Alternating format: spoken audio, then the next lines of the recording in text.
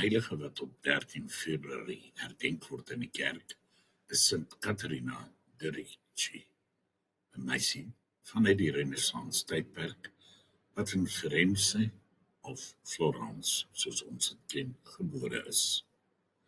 Sy het 'n heilige spoor nagelaat wat tot vandag toe nog mense inspireer.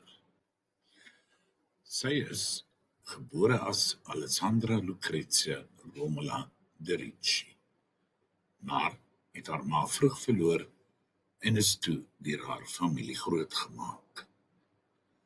Van kleins af het sy 'n diep gebedshart gehad, 'n stille gees en 'n besondere liefde vir die lyding van Christus.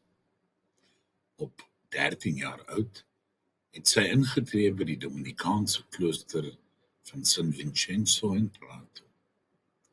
Daar het sy die naam Catharina aangeneem. Dink net, 'n tienermeisie wat haar hele lewe aan God toewy. Sy het dit nie altyd maklik gehad nie. Sommige van die susters in die klooster het nie te goed met haar oor die weg gekom nie, meestal omdat hulle nie haar mystieke gawes verstaan het. Ten spyte van vele misverstande, het sy altyd nederig en gehoorsaam gebly. Mettertyd het mense haar begin erken as 'n vrou van intense gebed.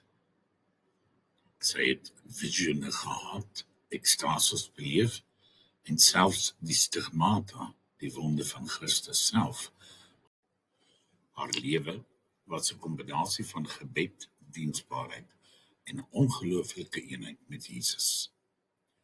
As ons vandag na Sint Catharina kyk, sien ons 'n jong vrou wat deur haar eenvoud en toewyding 'n lig geword het vir die kerk van haar tyd en nog steeds vir ons vandag 'n voorbeeld is. 'n tiener wat mystikus geword het en 'n mystikus wat 'n heilige geword het.